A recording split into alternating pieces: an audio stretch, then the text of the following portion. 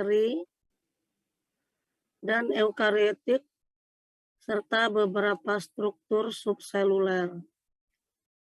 Terkait ketahanannya,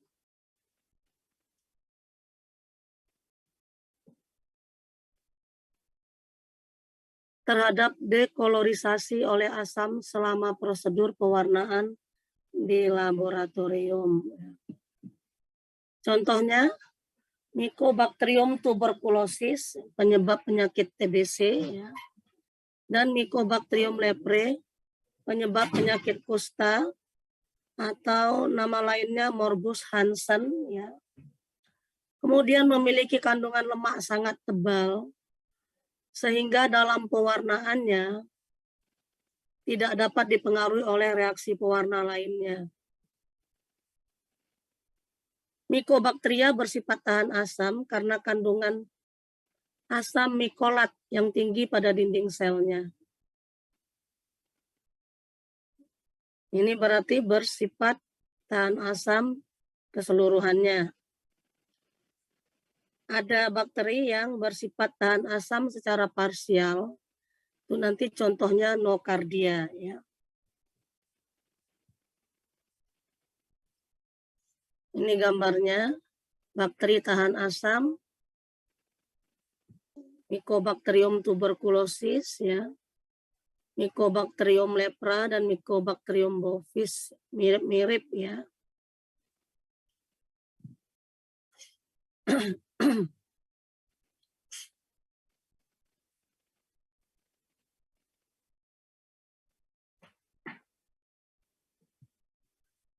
Ini patogenisitasnya ya, dan frekuensi munculnya ya. Organismenya namanya Mycobacterium tuberculosis kompleks ya. Ini sangat patogenik ya. Nah, di Amerika sering muncul. Dan seterusnya bisa kamu baca sendiri. Kalau bovis itu sering pada kelompok burung ya, seperti merpati ya. Nah, kalau dilihat morfologinya seperti ini, namanya basil. Ini kalau morfologi dengan mikroskop elektron ya, bukan mikroskop biasa. Kemudian bagaimana sejarahnya? Bakteri Mycobacterium tuberculosis itu ditemukan oleh Robert Heinrich Hermann Koch. Itu sebabnya penyakit TBC sering disebut kalau di rumah sakit, di sarana kesehatan sering disebut Koch pulmonum. Itu artinya TBC baru. Koch pulmonum. Disingkat sering KP. Ya. Kenapa? Zaman dulu, kalau terdengar pasien disebut TBC, bisa menyebabkan mentalnya down. Ya. Dulu penyakit TBC ini seperti penyakit AIDS sekarang ya, HIV AIDS. Siapa yang menderita ini mendapat stigma ya. Jadi si Robert Koch ini menemukannya pada 24 Maret 1882. Ini taksonomi daripada Mycobacterium tuberculosis ya. Kingdomnya tadinya plant ya. Phylumnya Syzyophyta plus Syzomycetes.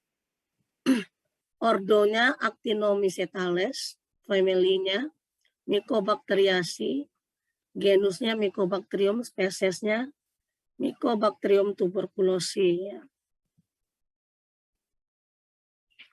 Morfologinya berbentuk batang halus, tapi lurus, tipis, lurus, atau agak bengkok. Mempunyai lapisan luar tebal yang terdiri dari lipoid, terutama tadi asam mycolat. Ya. Kemudian berukuran 0,5 sampai 4 mikron kali 0,3 sampai 0,6 mikron. Tidak berspora dan tidak berkapsul.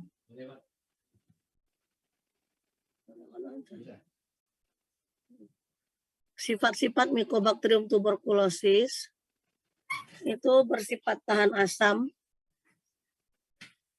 gram positif, non-motil, tidak bergerak ya. Pertumbuhannya secara aerob obligat. Jadi dia membutuhkan oksigen. Pertumbuhannya lambat. Suhu pertumbuhan optimum itu 37 derajat Celcius. Hampir sama dengan suhu tubuh manusia ya. Kemudian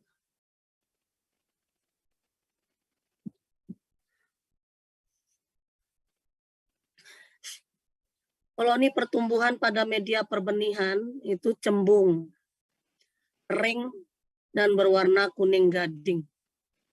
Daya tahan Mycobacterium tuberculosis lebih besar dibandingkan mikroba yang lain. Sangat peka terhadap panas, sinar matahari, dan sinar ultraviolet. Itu suhu lebih dari atau sama dengan 60 derajat Celcius, ya mati ya. Tahan lama dalam keadaan kering berminggu-minggu. Kemudian sifat-sifatnya, tadi ukurannya sudah, dindingnya sudah, protein tuberkuloprotein ya. Fat 30%, lipoarabinomanan atau nama disingkat LAM, asam stearat, milosik, dan mikosides. Ini ya strukturnya. Ini dia arabinogalaktan mycolate layer ya. Kemudian peptidoglican layer lebih dalam. Polipeptida itu di luar. Asam mikolik ya juga di luar. Kemudian ini ada membran sitoplasma yang tidak teratur kelabu ini ya. Dan ini sitoplasmanya. Nah, ini dindingnya ini kalau dibesarkan seperti ini.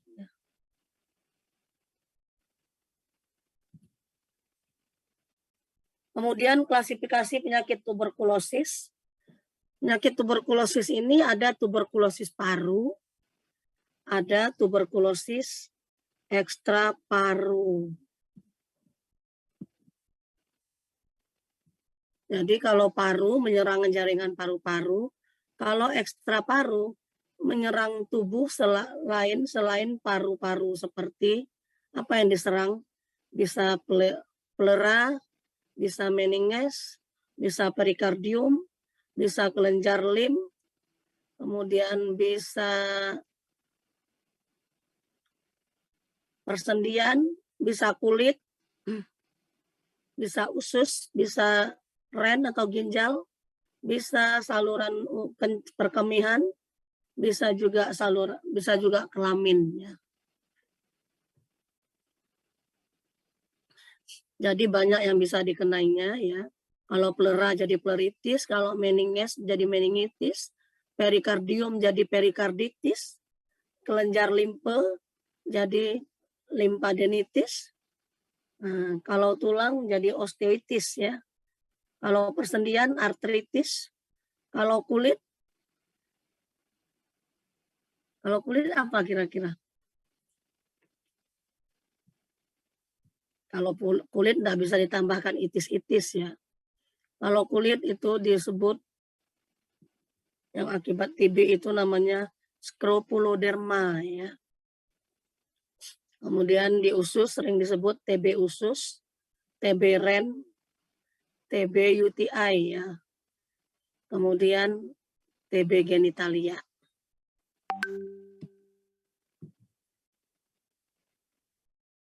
Nah,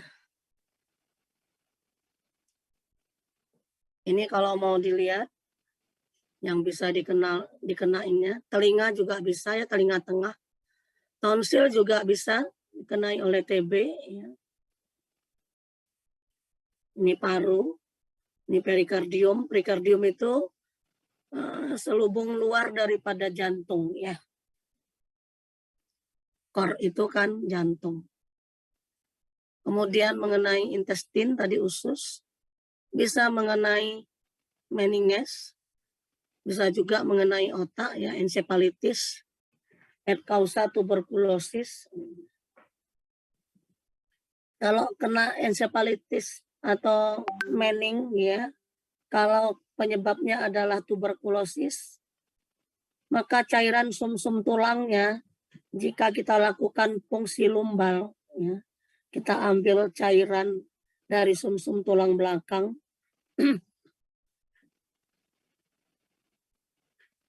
maka cairannya bersifat namanya serus, yaitu bening ya. Kalau karena penyakit infeksi akut, itu biasanya cairan lumbal fungsi itu ya, yang keluar itu purulen, bernanah ya. Ini kalau TB itu bening ya. Kemudian bisa mengenai tulang belakang, bisa juga mengenai otot psoas ya. Bisa juga mengenai kelamin, liver, spleen, peritoneum. Peritoneum itu penggantung usus ya.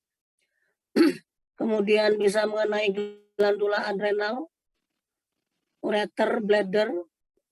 Ini ren kena juga ya. Bisa kena prostat dan vesika seminalis. Bisa mengenai kandungan, keseluruhan bagian kandungan ya. Uterus dan aksesorisnya. Tube, bisa mengenai ovarium, bisa mengenai vagina. Nah, ini namanya adnexa daripada uterus ya. Ini kalau pada laki-laki, kalau mengenai genital,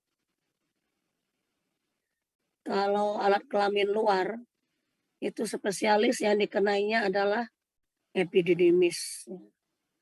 Jadi epididymitis. Sehingga apa? Banyak kejadian infertil,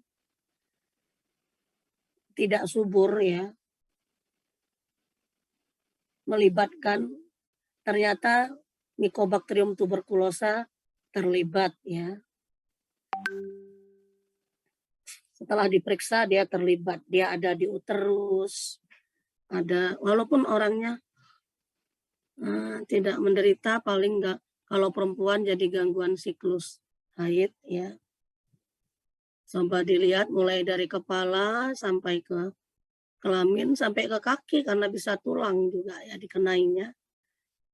Bisa diinfeksi oleh Mycobacterium tuberculosis. Kemudian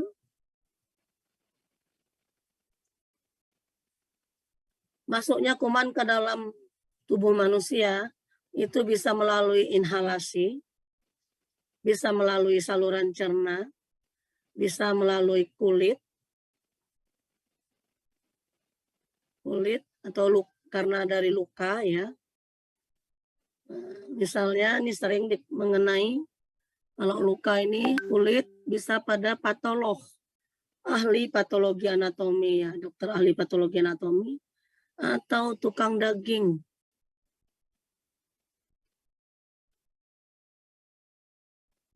Kemudian bisa melewati intrauterin melalui plasenta. Artinya apa? Kalau ibunya menderita TB, maka dia bisa menularkan TB tersebut kepada janin di dalam kandungannya melalui plasenta ya.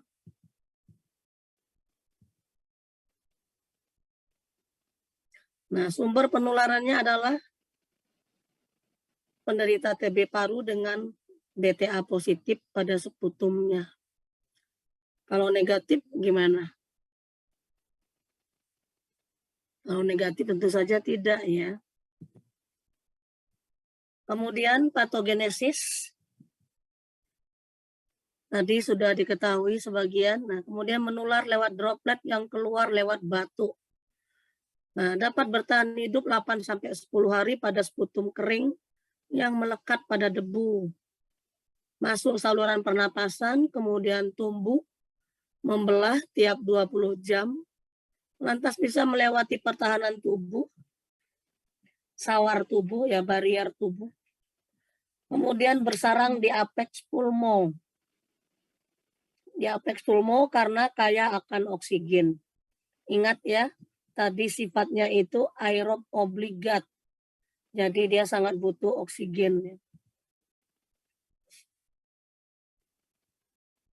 Jadi dia mencari di apex nih. Di sini ya, membentuk kompleks nanti. Kalau di basis paru ini kan oksigennya kurang. Apalagi orangnya malas olahraga. Ya.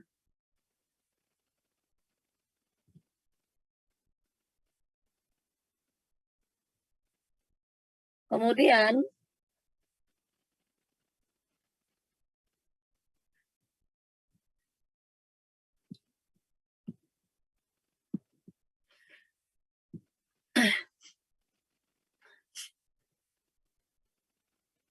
masuk ke saluran napas, masuk ke dia menginfeksi kelenjar limfe hilus, kelenjar limfe regional daripada paru-paru ya. Dia masuk ke dalam paru-paru nih. Apa yang dia bentuk di dalam paru-paru ada namanya fokus primer ya. Dan saluran limfe ya. Fokus primer ini fokus primer dengan saluran limfe itu disebut namanya kompleks primer ya.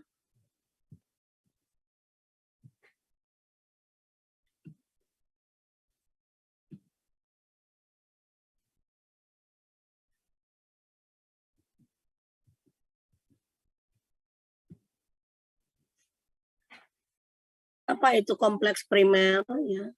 Lesi permulaan pada organ tambah lesi pada kelenjar regional. Lesi permulaan pada organ tambah ini dia yang hitam-hitam ini dan lesi pada kelenjar limfe regional. Ini dia. Jadi lesi permulaan pada organ itu namanya fokus primer. Dan kelenjar limfe yang regional yang dikenai, nah, keduanya itu bergabung menjadi kompleks primer. Kemudian pada manusia, lesi primer pada subplera bagian tengah. Subplera bagian tengah itu disebut gonfokus. Ditambah lesi pada kelenjar dihilus. Lesi primer pada subplera bagian tengah tambah lesi pada kelenjar dihilus itu disebut gonfokus. Selain di paru, lesi primer bisa terjadi di tonsil. Bisa di usus, bisa di kulit. Ya. Nah, kompleks primer ini, jika daya tahan tubuh jika daya tahan tubuh penderita kuat ya, atau dia sudah imunisasi dulu, bisa sembuh ya. Tapi kalau bertemu dengan penderita yang rentan ya, maka kompleks primer ini bisa meluas. Jadi itu semua apakah sembuh, apakah meluas itu tergantung kepada dosis dan virulensi daripada kuman Mycobacterium itu ya. Berapa banyak dia masuk dan bagaimanakah tingkat keganasannya, tingkat virulensinya ya. Nah, sedangkan pada manusia yang terinfeksi itu juga tergantung kepada daya tahannya, imunitas dan hipersensitivitinya ya.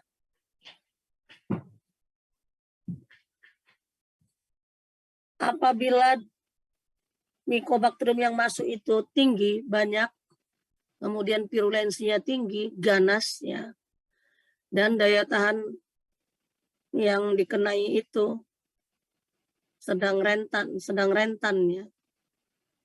Daya tahannya turun, imunitasnya turun dan tidak hipersensitif ya. Maka dia bisa menderita, maka kompleks primer ini bisa meluas ya. Akan tetapi sebagian besar kompleks primer itu bisa sembuh. Kemudian ini masih patogenesis ya. Inhalasi Mycobacterium tuberculosis. Mycobacterium tuberculosis dibunuh, orangnya sembuh ya. Kompleks primer tadi sebagian besar sembuh. Kalau sembuh selesai ya. Kalau tidak sembuh ya, dia bisa jadi stabil atau laten, atau bisa jadi TB primer, bisa jadi dissemination ya. Dissemination ini bisa jadi akut, terjadi meningitis, atau terjadi TB miliar. TB miliar itu biasanya terjadi pada anak-anak ya. Kalau dia sudah TB miliar, biasanya itu serangan ulangannya. Jadi dia kena TB, terus langsung meluas. Miliar artinya meluas ke seluruh lapangan paru. Atau bisa jadi akut, dia menginfeksi tulang, ginjal, dan lain-lainnya. Atau setelah diseminasi, dia menjadi stabil atau laten.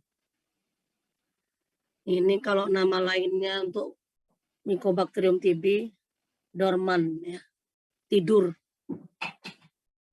Satu saat kalau daya tahan tubuh si pasien itu turun, ya, maka bisa terjadi reaktivasi. Yang stabil laten ini di dalam tubuhnya tadi bangun, ya, bangun, maka disebut namanya TB post primer atau TB sekunder. Sehingga TB paru itu ada primer, ada post primer. TB paru post primer itu paling banyak. Dan itu merupakan sumber penularan bagi lingkungannya.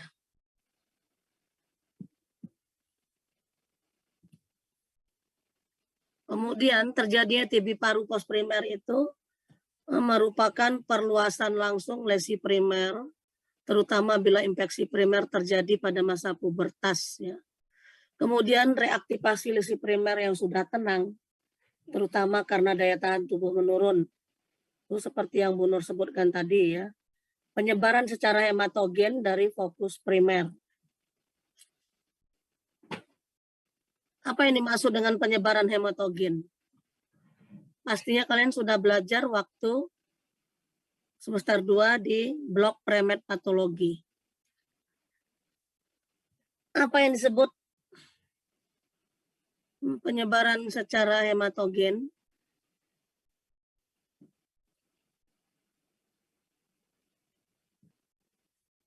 Diam semua.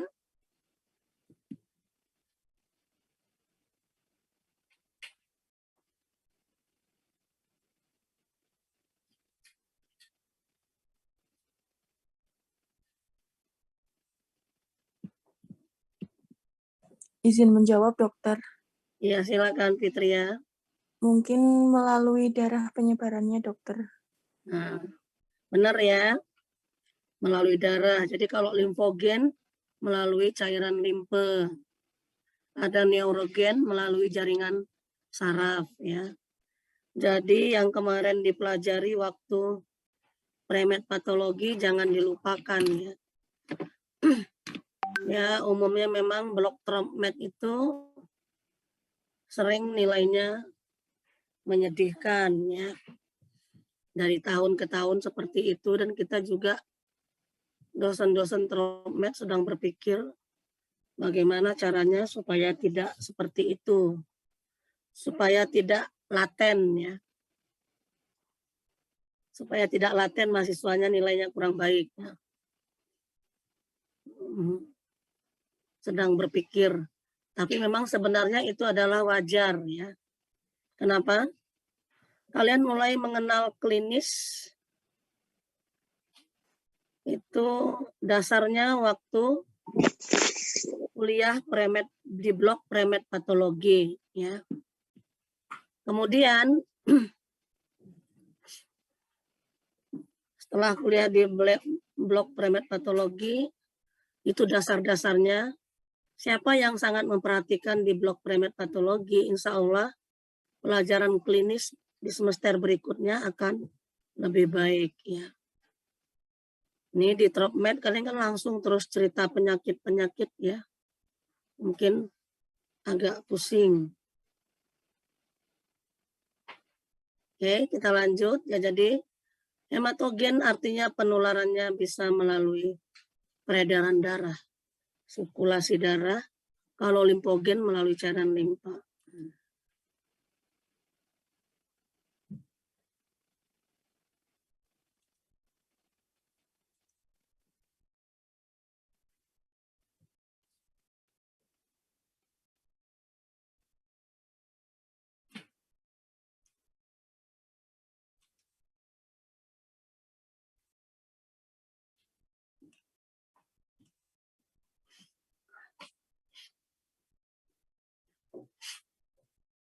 Jadi melalui peredaran darah dia bisa menular kemana-mana ya. Kita tahu sendiri kalau dia sudah secara hematogen, kan darah itu sampai ya, mulai dari kulit kepala sampai ke ujung kaki. Nah, kemudian bisa terjadi sehingga terjadilah superinfeksi eksogen. Itu kalau jadi TB paru postprimer itu bisa merupakan perluasan dari yang primer, bisa juga karena superinfeksi eksogen, ada infeksi baru dari luar. Ini ya. Kemudian ini sengaja pelan-pelan supaya semoga tidak ngantuk ya. Kemudian TB postprimer, jadi TB primer jadi TB postprimer, itu tadi bisa sembuh. Kemudian sembuh dengan fibrosis atau dengan perkapuran. Dengan perkapuran jika pada tulang. Fibrosis jika pada paru dan jaringan tubuh lainnya. Apa itu fibrosis? Fibrosis itu jaringan parut ya. Jadi paru-paru tadi dikenainya kan alveolus. Setelah sembuh, sama seperti kalau kamu luka di kulit, lukanya sembuh, itu ada sisanya parut ya, skar. Kalau bahasa Jawa apa itu?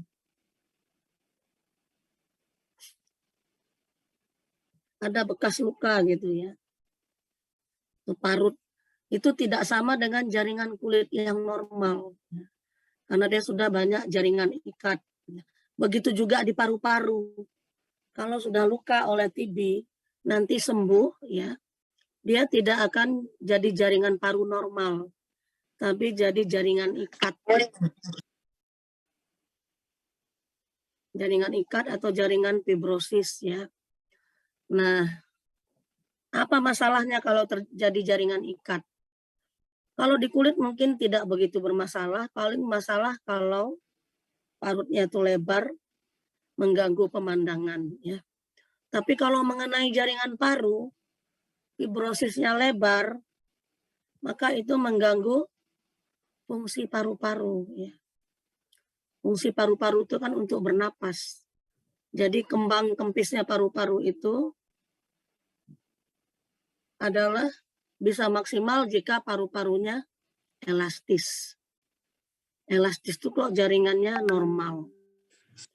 Tapi kalau terjadi fibrosis, maka jaringan paru itu jadi jaringan ikat ya. Sehingga daya kembang kempisnya itu akan berkurang ya. Oke, kalau sudah ini aktif lagi. Nah, kadang-kadang fibrosis ini nah, dalam ikut dengan kembang kempisnya paru, kalau fibrosisnya banyak, itu akan bisa aktif lagi, maka bisa terjadi yang namanya kavitas. Apa kavitas? Paru-parunya bolong. Jadi bisa karena fibrosis, bisa karena hal lainnya. Sering karena ada fibrosis, dia bernapas, jaringan parutnya itu tidak elastis, akibatnya bisa robek ya. Atau pos primer ini bisa langsung membentuk kavitas. Itu karena virulensinya tinggi ya. Kavitas bisa sembuh. Kalau terjadi kavitas itu fibrosisnya lebih besar ya. Kemudian bisa terjadi tuberkuloma dan bisa meluas. Sudah tuberkuloma bisa sembuh atau bisa aktif lagi, bisa bentuk kavitas. Kavitas bisa sembuh. Nah, jadi itu apanya ya, mappingnya, step-stepnya, step-step kejadian TB post primer. Nah, ini tadi mundur ulang lagi, sakit atau tidaknya setelah terinfeksi tergantung kepada jumlah kuman yang masuk alias dosis, virulensi kuman, virulensi Mycobacterium, ya, derajat hipersensitif, tuan rumah, dan daya tahannya.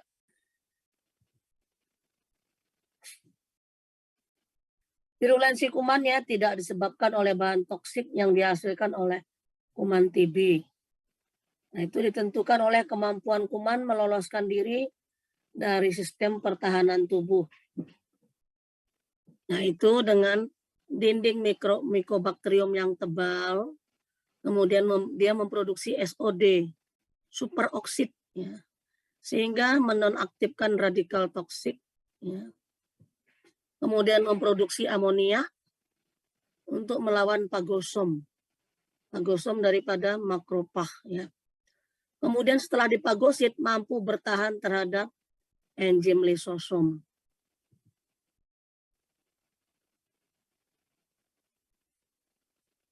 Kemudian sistem pertahanan humoral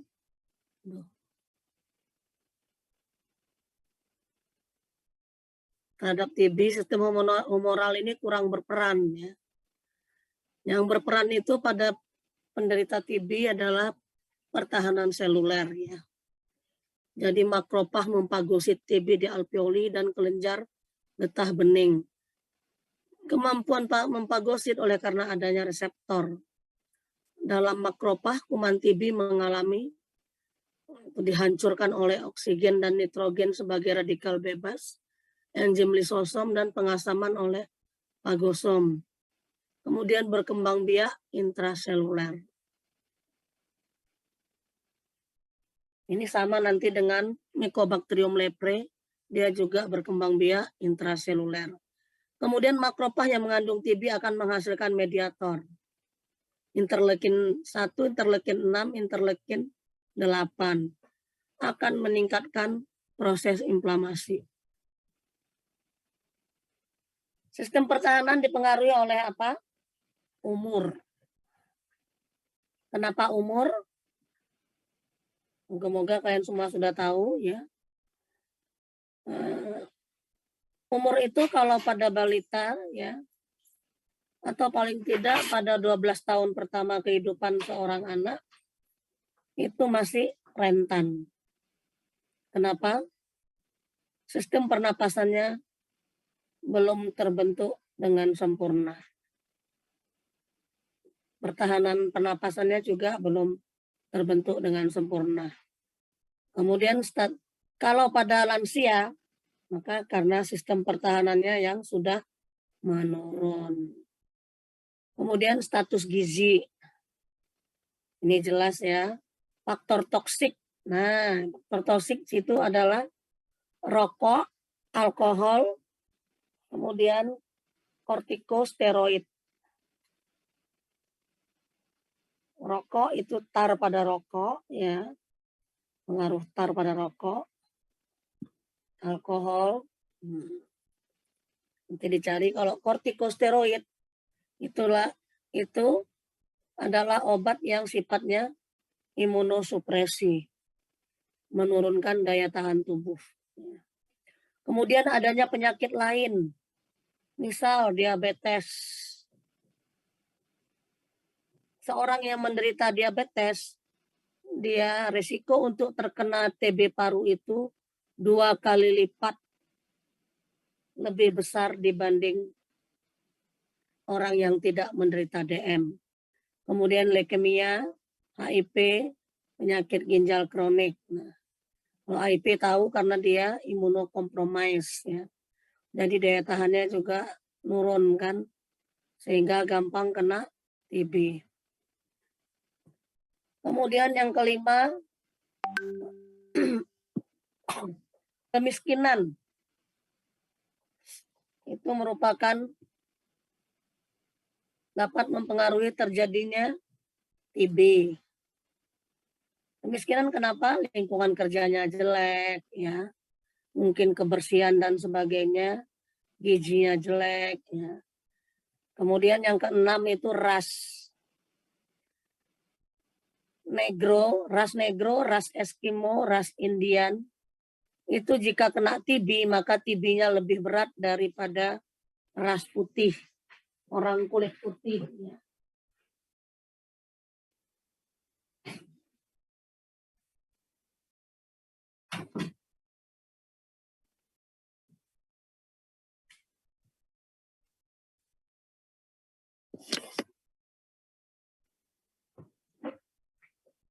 Ada berapa ras?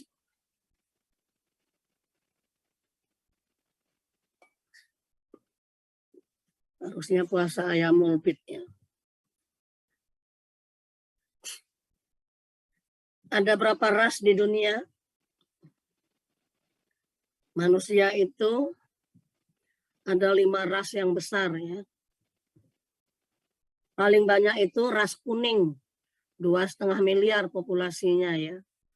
Ras kuning itulah rumpun Cina. Kemudian ras coklat.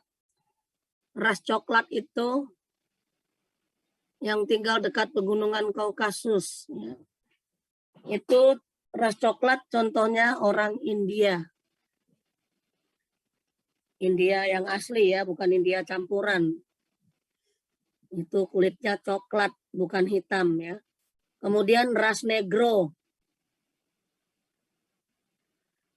Ras kuning, ras coklat, ras hitam itu negro.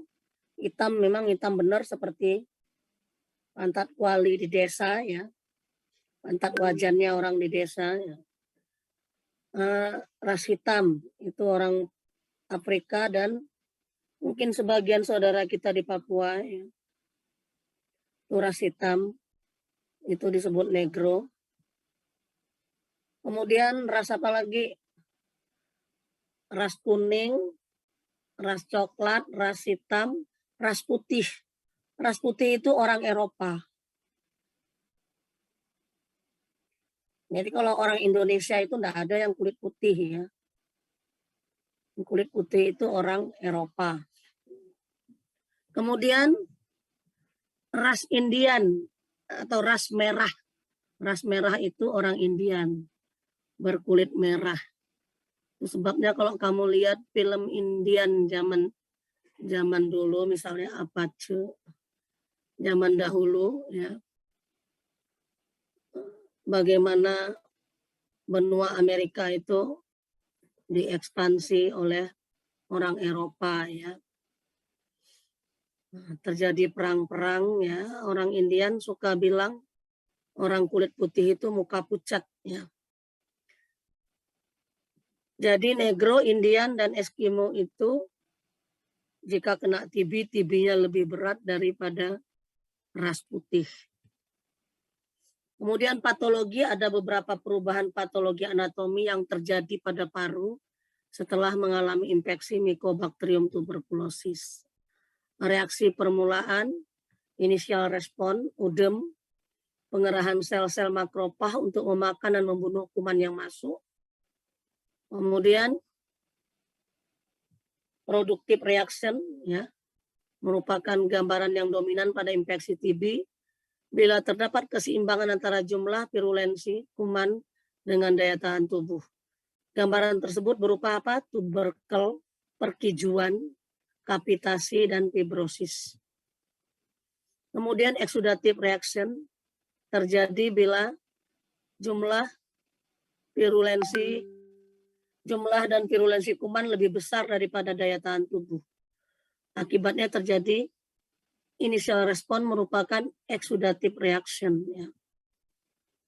Akan tetapi pada exudative reaction tidak banyak usaha tubuh untuk melokalisirnya, sehingga infeksi meluas ke sebagian besar keseluruhan satu lobus paru. Sehingga terjadi namanya caseus pneumonia. Caseus ini akan jadi kapitas atau kaverne yang besar. Kemudian penyembuhan, sebagian besar infeksi TB paru pada manusia cenderung untuk sembuh. Bentuk-bentuk penyembuhan itu resolution, penyembuhan tanpa bekas, kemudian fibrosis, kalsifikasi, dan osifikasi.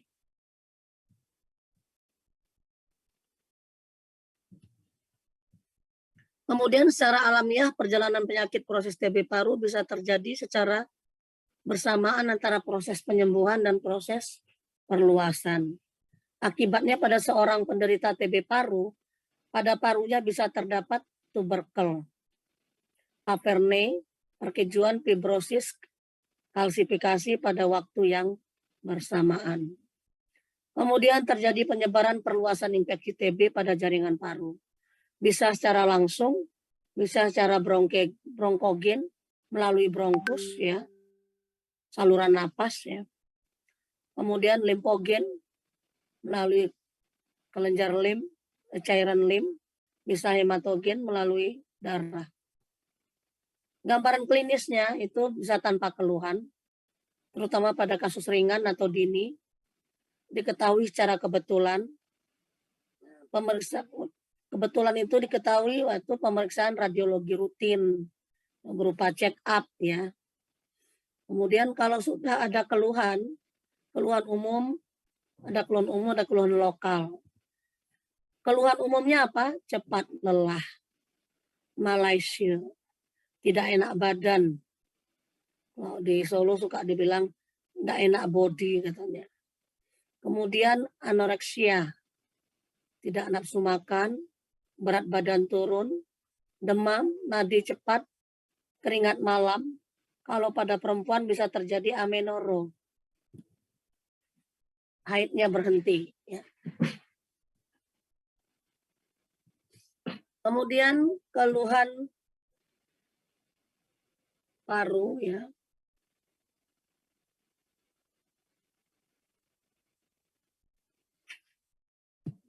Keluhan parunya apa? Batuk baru terjadi setelah proses mengenai percabangan bronkus. Kemudian batuk tak ada yang khas untuk TB paru, ya. Cuman batuknya lebih dari 2-3 minggu. Jika ada batuk lebih dari 2-3 minggu dicurigai TB paru. Nah, sputumnya mengeluarkan dahak. Jadi batuknya batuk produktif. Juga tidak ada yang khas. Bisa juga batuk darah disebut hemaptu atau hemoptisis, ya. Bervariasi dari darahnya itu dari sedikit sampai masif. Sedikit itu berupa blood streak katanya, berupa garis darah di riaknya. Kemudian ada nyeri dada, sesak napas. Kalau sudah sesak napas itu artinya proses luas, ada efusi plora, ada pneumotorak. Ya. Nah, ini dia, ya, gambarnya. Badan lemah, lesu, berkeringat malam hari, kehilangan berat badan, batuk berdahak, sesak, dan nyeri, dahaknya berdarah, demam lebih 1 bulan. Ya. Demamnya itu tidak khas juga, ya. Karena dalam hal demam,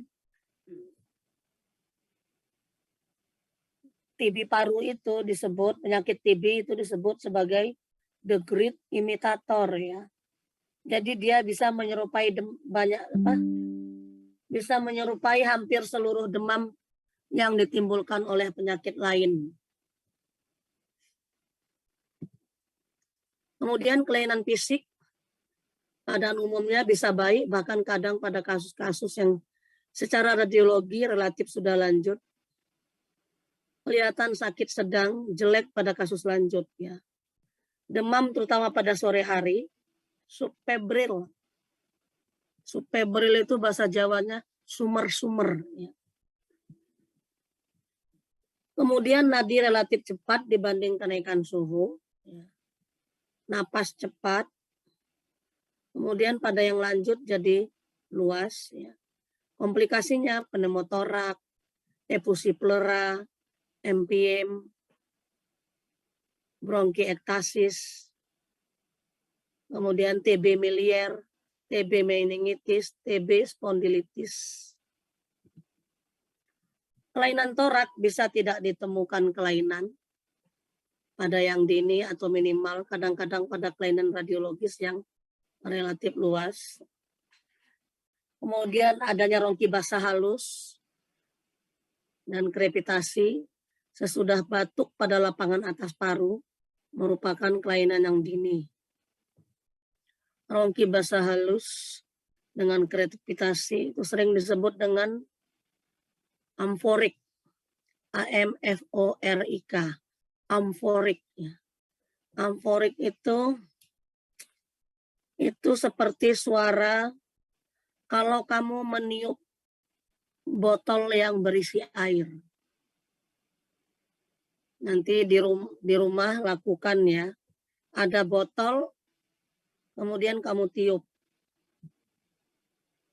Ada botol berisi air, tiup. Nah bunyinya seperti itulah bunyi amforik ya. Sekali dengar kamu nggak akan lupa seumur hidup kalau nanti sudah koas ya. Kemudian tanda-tanda konsolidasi pemadatan jaringan paru, sehingga pada perkusi jadi redup. Harusnya tidak redup ya. Kalau perkusi pada paru itu biasanya sonor. Kemudian ada suara napas bronkial, atau kadang bisa primitusnya meningkat, terutama pada lapangan paru atas, pada kasus-kasus yang sedang dan luas. Pemeriksaan bakteriologi, bahan pemeriksaannya sputum, cairan pleura, liquor cerebrospinalis, ya. Kemudian bilasan bronkus, bilasan lambung, urin, feses, biopsi jarum halus. Ya. Cara pengumpulan dan pengiriman 3 kali, minimal 1 kali pagi. Jadi 3 hari berturut-turut tiap pagi. Ya. Cara pemeriksaan mikroskopik, pewarnaan gel Nielsen atau auramin, rodamin, ya, atau kinyon gabet, pakai regen kinyon gabet. Gel Nielsen ini cukup mahal, ya. Di puskesmas dulu waktu Bu Nur bertugas, kita biasanya diberikan regen kinyon dan gabet, ya. Kemudian sputum, walaupun gambar yang dihasilkan dengan regen gel Nielsen itu memang jauh lebih bagus daripada kinyon gabet. Ya. Kan harganya lebih terjangkau oleh Republik Indonesia. Kemudian sputum membuktikan adanya Mycobacterium tuberculosis dalam sputum sangat penting untuk diagnose, kemudian menilai hasil pengobatan, konversi ya. Udah diobati, diperiksa sputumnya, dilihat negatif apa positif ya. Jadi untuk follow up ya. Kemudian pemeriksaan sputum, pewarnaan langsung itu positif apabila jumlah mikroba lebih dari 50.000 per mililiter sputum. Kultur butuh waktu antara sekitar 8 minggu ya. Positif jika jumlah Mycobacteriumnya lebih dari 5.000 per mililiter sputum. Kemudian biakannya dengan Lowenstein, Chin Ogawa, dan seterusnya ya, Bactek ya. Nah, TB metabolisme asam lemak, karbon dioksida dideteksi sebagai growth index, sebagai indeks pertumbuhan ya. Kemudian bisa uji molekuler, PCR ya, restriction, kemudian pemeriksaan histopatologi jaringan, pemeriksaan darah LED sebagai indikator laju enap darah ya, sebagai indikator penyembuhan pasien. LED laju enap darah normal tidak menyingkirkan TB. Nah, limfosit itu kurang spesifik. Kemudian analisa cairan pleural. Tuberkulin tes positif itu artinya telah terinfeksi Mycobacterium tuberculosis.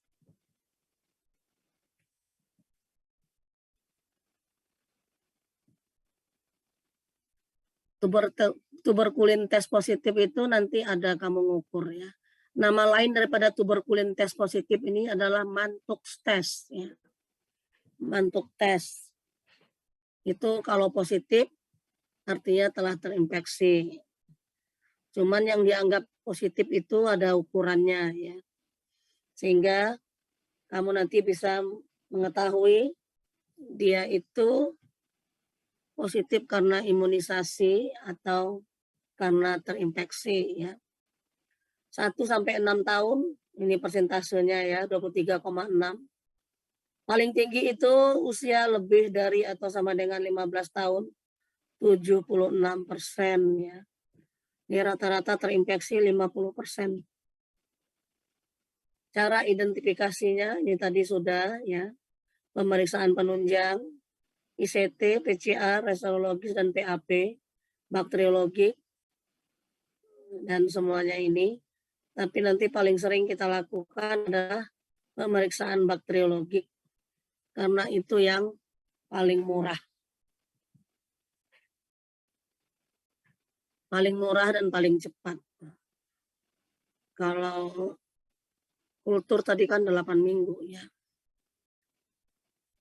Klinis, diagnosenya lewat klinis, anamnese, pemeriksaan fisik, radiologis, ronsen fototorak, bakteriologis, pemeriksaan sputum, BTA langsung atau kultur, BTA cairan pleural, BTA bilasan bronkus. Oke. Nanti soal obat-obat lebih dalam tentang TB paru, mengenai obat-obatnya kamu belajar di blok respirologi nanti ya. Sengaja Bu Nur potong, mengurangi pusing. Yang kedua, saudara daripada Mycobacterium tuberculosis itu adalah Mycobacterium leprae, penyebab penyakit kusta.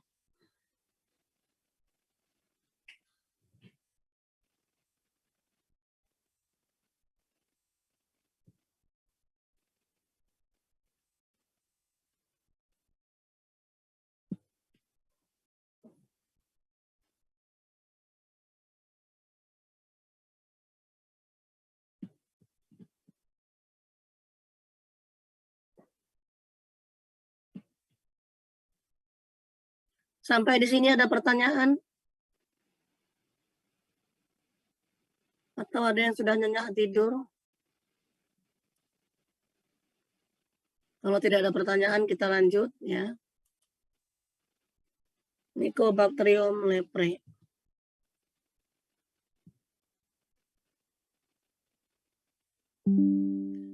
Sejarahnya,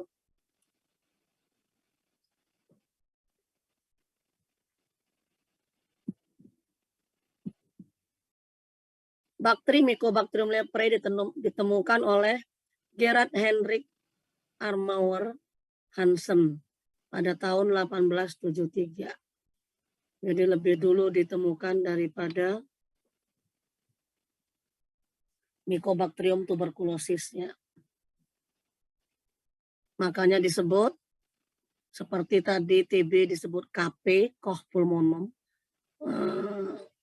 meniru nama penemunya. Ini juga sering disebut morbus Hansen. Morbus itu penyakit, artinya penyakit kan. Hansen, ya, penyakit yang ditemukan Hansen.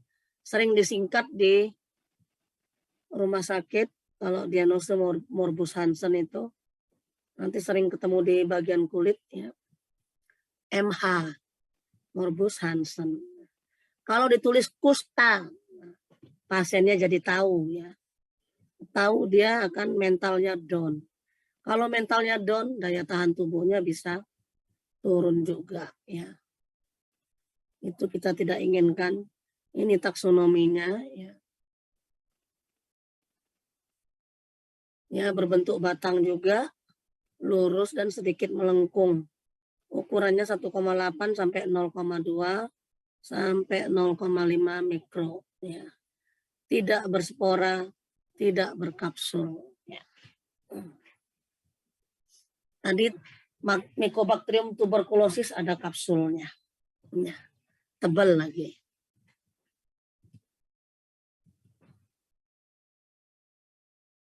Sifat-sifatnya ya, bakteri tahan asam, gram positif, aerob, hidup pada suhu optimum 30 derajat Celcius, non-motil, pleomorfik, ya, pertumbuhan lambat juga. Jadi mirip saudaranya ya. Jadi definisinya apa? Lepra atau kusta adalah salah satu penyakit menular yang disebabkan oleh bakteri Mycobacterium, ini kurang ya. Lepre yang pertama kali menyerang saraf tepi, lalu kulit serta organ tubuh lainnya. Ini ya, kena lepra kalau awal-awal seperti orang panu besar-besar ya. Klasifikasi penyakit lepra itu ada 3 ya. Menurut Internasional Madrid, Ridley Jopling, dan menurut WHO.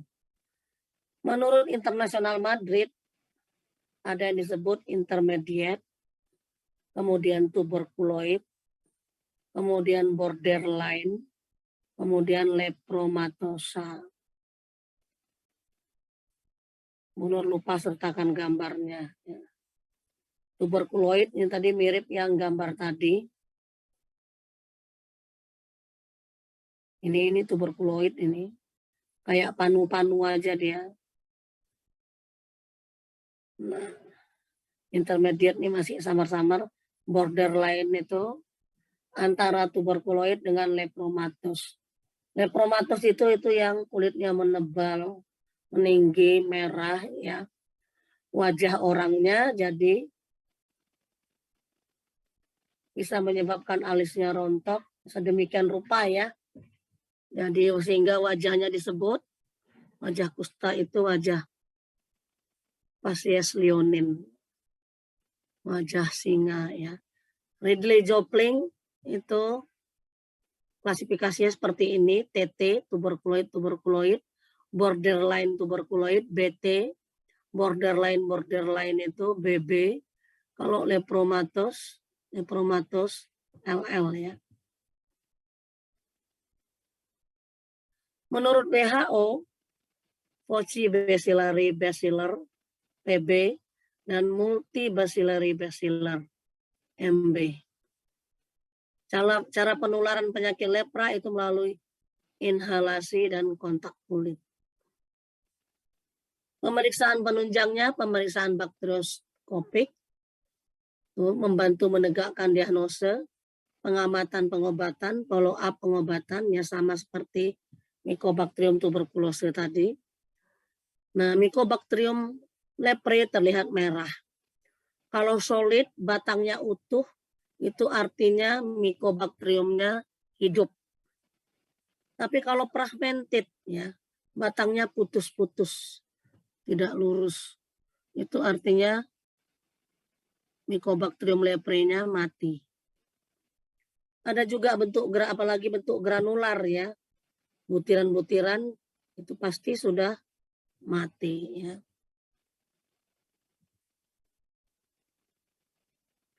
Kemudian indeks bakteri itu kepadatan bakteri solid tambah non solid pada satu sediaan. Nilainya 0 sampai 6. Indeks morfologi persentase bentuk solid dibandingkan dengan jumlah non solid ya, sehingga solid tambah non solid. Pemeriksaan histopatologik untuk memastikan gambaran klinis itu serologis dengan tes ELISA, dengan MLPA dan tes ML.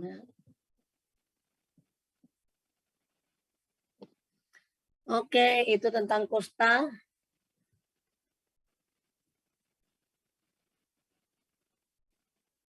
Jadi di sini kita mengetahui dari pemeriksaan bakteri ini kita mengetahui penyakit pasien lepra itu ya. Di samping mendiagnosa, menegakkan diagnosa, juga untuk mengetahui kebenaran penyakitnya ya. Karena orang kena kusta itu sering berbohong sebab dia malu ya. Malu dengan penyakitnya karena masih dianggap stigma. Lebih berat lagi kusta daripada TB ya. Kalau kusta itu dianggap dulu penyakit kutukan Tuhan ya. Jadi sering kita tanya, ini keluhan seperti ini baru ini terjadi atau sudah pernah seperti ini, Bu, Pak, kita tanya. Dia sering menjawab baru kali ini. Katanya dia baru kali ini menderita penyakit tersebut ya. Sebelumnya belum pernah katanya. Pernah atau tidak ini kita akan buktikan di sini. Dari pemeriksaan bakterioskopik, apabila bentuk Mycobacterium leprae itu solid, maka dia benar ya, dia jujur bahwa itu dia baru pertama kali kena kusta ya. Tapi kalau bentuk Mycobacterium leprae itu fragmented ya, apalagi granular ya, maka itu artinya dia adalah kunjungan ulang penyakit kusta ya. Dia sudah pernah minum obat penyakit kusta. Apakah drop out atau tidak kita tidak tahu ya. Orangnya biasanya sangat tertutup. Cari tempat berobat juga dia jauh-jauh dari tempat tinggalnya ya. Dulu Bu Nur di Aceh, waktu koas, kita biasa menangani pasien kusta yang tapi dia mukim di Jakarta. Ya. Mukim di Jakarta berobatnya ke Aceh, coba jauh sekali kan. Dan dia menutup wajahnya, malu sekali. Ya. Ada pertanyaan? Kalau tidak ini kita lanjut dengan nokardia.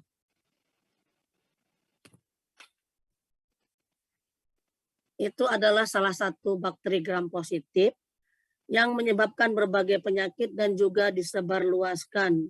Jadi sifat penyakit ini invasif yang disebut nokardiasis. Dia punya sifat katalase positif. Berbentuk batang atau basil dengan pewarnaan lemah.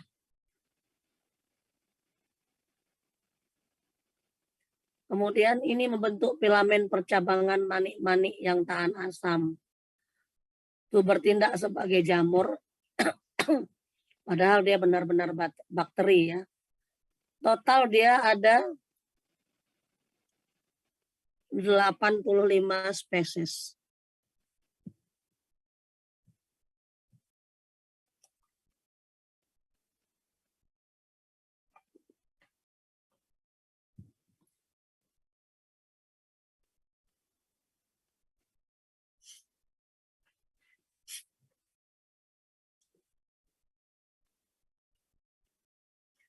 Kemudian beberapa spesies ada yang non patogenik, mikroflora, rongga mulut di gingiva dan periodontal yang sehat ya. Itu contohnya.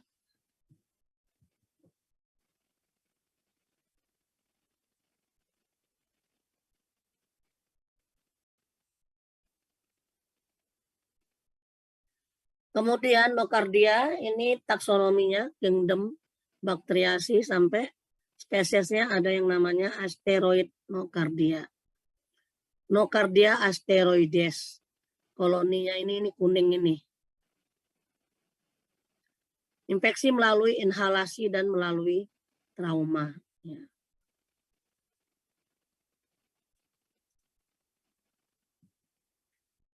Berbagai jenis nocardia nih bisa dilihat, nanti baca sendiri ya.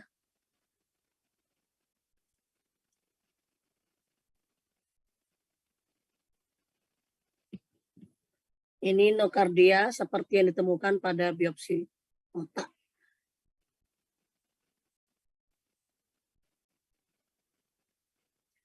Kemudian morfologi dan sifat nocardia, bentuknya basil, batang, gram positif, katalase positif, ya. Memiliki hipa udara. Mirip jamur ya, ingat kuliah jamur sama bunur. Dia punya hipa udara. Jadi dia ini antara bakteri sama jamur. Kemudian tahan asam, aerobnya ketat, nah, berarti dia butuh banget oksigen ya. Masa inkubasi dalam media kultur 2-3 minggu. Diameter 0,5-1 mikro. Kemudian basil bercabang.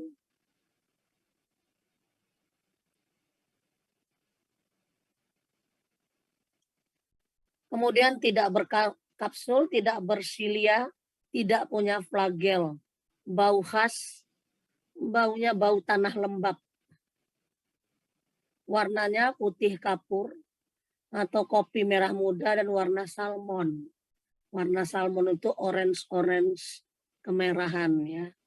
Kemudian dinding sel tipe 4 dari peptidoglikan memiliki asam mikolik, jenuh. Ini kamu ingat tadi Mycobacterium leprae tidak punya kapsul. Ya. Kemudian sejarahnya bagaimana?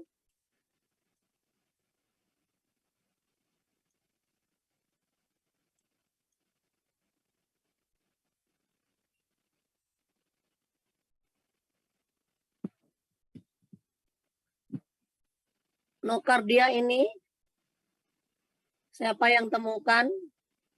Ini bentuknya ya, ini koloninya di kultur. Nah. Edmond Nocard itu yang menemukan pada 1888 ya. Makanya mengambil nama dia Nocard jadi Nocardia.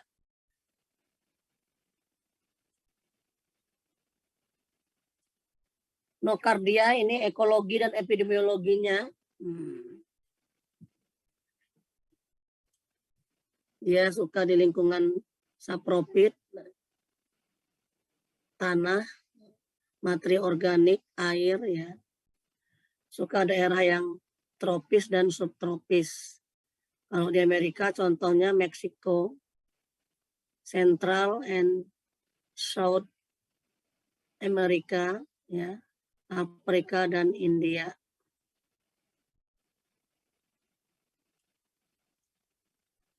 Kemudian informasi klinik ya, gram positif basil ya. Ada sporanya, ada non spora ya. Dia basil dengan ini filamen bentuk basilnya itu bukan bengkok. Kalau tadi Mycobacterium tuberculosa dan leprae itu basil yang agak bengkok. Kalau dia tidak, dia punya branching ya, bercabang-cabang, branching ya. Nah. actinomyces, kemudian nocardia. Ya.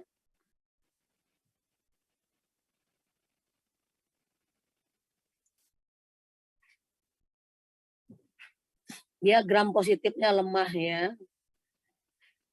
Katalase positif, yang tadi sudah seperti ini.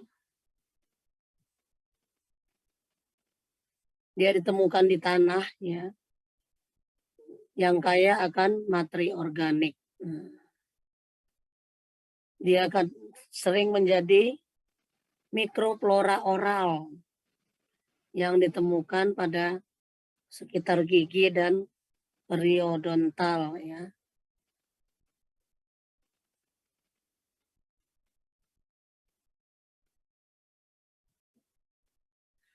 Kemudian cabangnya, filamen bakterinya mungkin bisa terjadi karena granul daripada sulfurnya yang mirip actinomycosis pada nocardia mesitoma ya.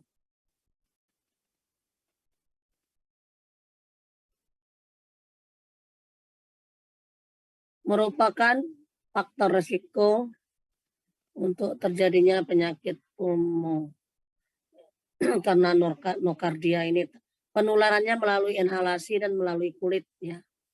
Faktor risikonya alkohol, diabetes, limfoma, transplantasi, glukokortikoid, terapi dengan glukokortikoid, dan AIDS CD4 kurang dari 250. Nah, mikroskopik dan kultur mikroskopiknya seperti ini, kulturnya nampak seperti ini. Nah, ini penularannya melalui inhalasi dan melalui kulit ya. Nah, di sana di daerah Eropa kadang dia Eropa, Afrika dia bisa jadi apa? Penyakit nosokomial postsurgikal. Artinya penyakit nocardia ini bisa menjadi infeksi nosokomial, infeksi yang didapatkan pasien di rumah sakit pasca pembedahan. Berarti rumah sakitnya yang jorok ya. Kemudian faktor resikonya imunokompromis, kemudian transplantasi organ, hematologik malignansi ya, kemudian alkoholik, penggunaan steroid, diabetes, AIDS, kemudian pasien dengan gangguan penyakit paru kronik ya, khususnya pulmonary alveolar proteinosis ya. Faktor virulensinya, dia relatif resisten terhadap neutrophil mediated killing. Jadi dia tahan dengan kerja PMN ya. Kemudian organisme in the logarithm growth fase. Nah, jadi dia lebih toksik daripada makrofag ya. Kemudian inhibit fagosom, lisosom fusion ya. Jadi secara in vitro dia bisa dipecah oleh lisosom ya.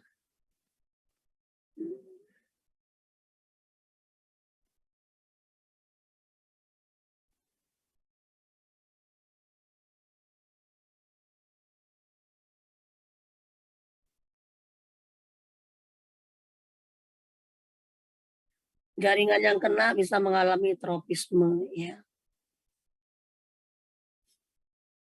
Ini nocardianya ya. Lihat nih asteroides ini bisa menyebabkan sampai ke penyakit central nervous system ya.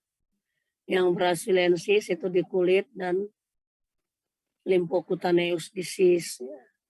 Pseudobrasiliensis menjadi infeksi sistemik termasuk ke central nervous system. Kemudian yang nocardia transparensis, nocardia otiti discavarium, dia adalah bukan penyakit apa? Bukan penyakit kulit ya.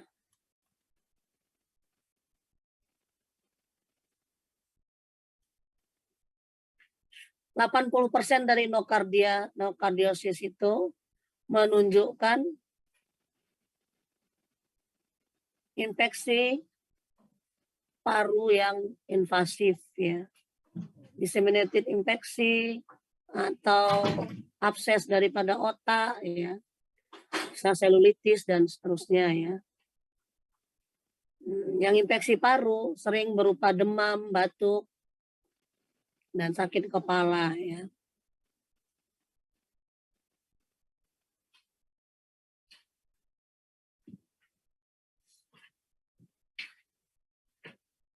Kemudian gejala-gejala CNS itu berupa sakit kepala, letargi itu letih, lemah, ya. Kemudian bingung,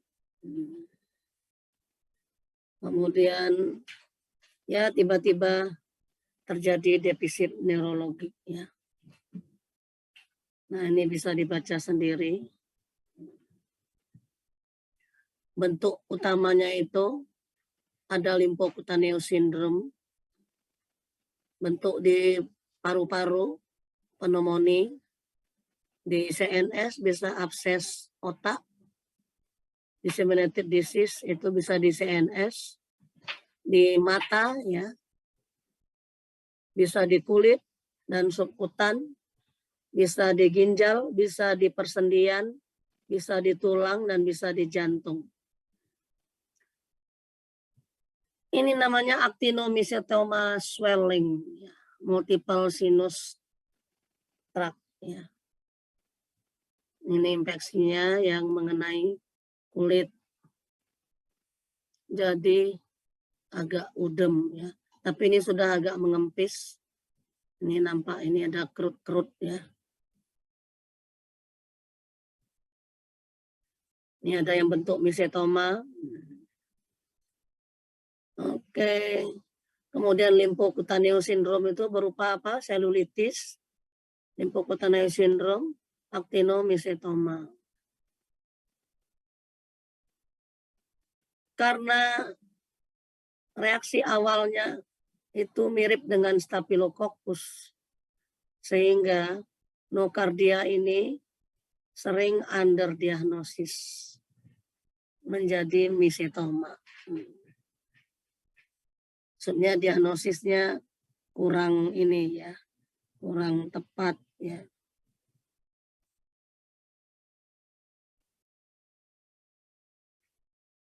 Sindrom pulmonari apa yang terjadi?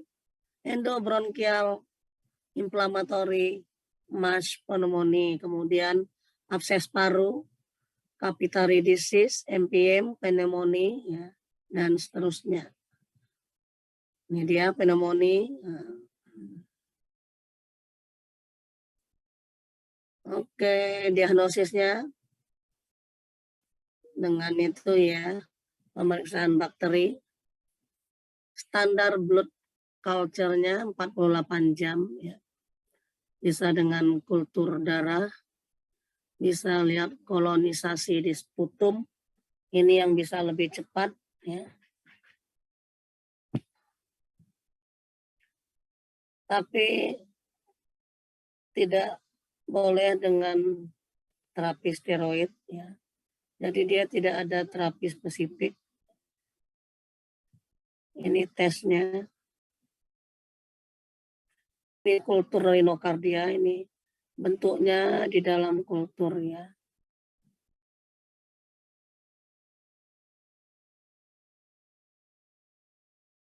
Metode khas untuk diagnosenya apa? Spesimen campuran flora dapat tumbuh ya, dapat ditumbuhi oleh nocardia koloni nocardia ya. Media selektifnya dapat meningkatkan ya. Thayer Martin dan parafin agar, buffer charcoal, BCYE, ya, kemudian decontamination methods, ya. Ini diagnosisnya, terapinya.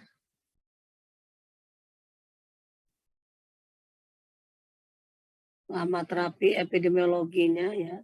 Tadi daerah subtropis dan daerah tropis dan subtropisnya. Oke. Sampai di sini ada yang mau ditanyakan? Ya, ada yang datang pergi, paling gangguan jaringan.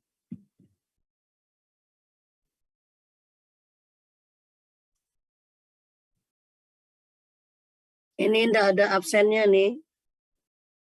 Rizal apa Mita?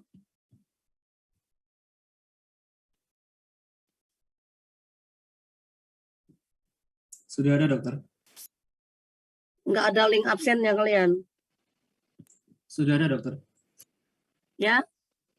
Sudah, dokter. Sudah ada di grup. Sudah, nanti link absennya Bu Nur minta ya. Ini, dokter. Presensinya nanti di WA kan ke Bu Nur ya. Oke, ada yang mau ditanyakan?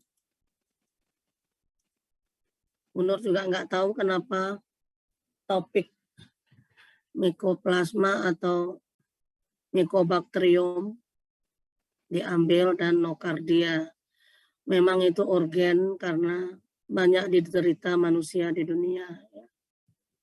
Apalagi nocardia itu agak sulit mendiagnosisnya ya. Dia campuran antara bakteri dengan jamur.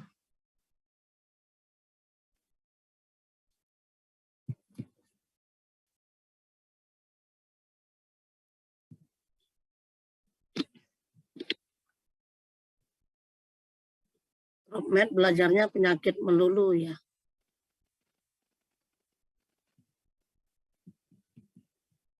Penyakit infeksi.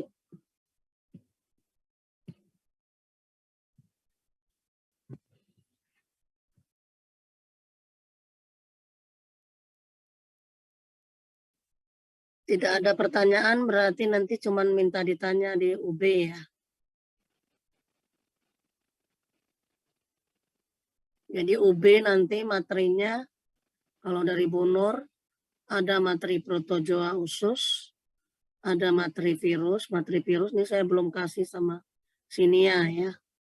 Kemudian materi ini bakteri tahan asam ya.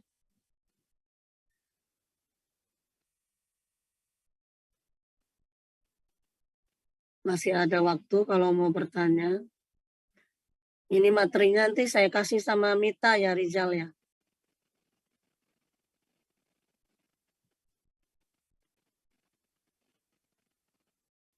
Iya, dokter. Oke, nanti saya WA akan ke dia.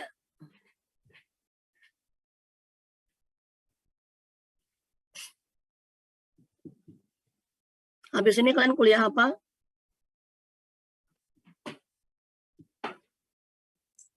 Kuliah pakar, dokter. Oh iya, sama Bu Retno dan Bu Iin ya. Oke, silakan siap-siap. Ya, kalau tidak tanya, Bu Nur cukupkan sampai di sini dulu. Ya, lebih dan kurang Bu Nur mohon maaf. Billahi taufik wal hidayah. Wassalamualaikum warahmatullahi wabarakatuh. Waalaikumsalam warahmatullahi wabarakatuh. Terima kasih, dokter. Terima kasih, dokter.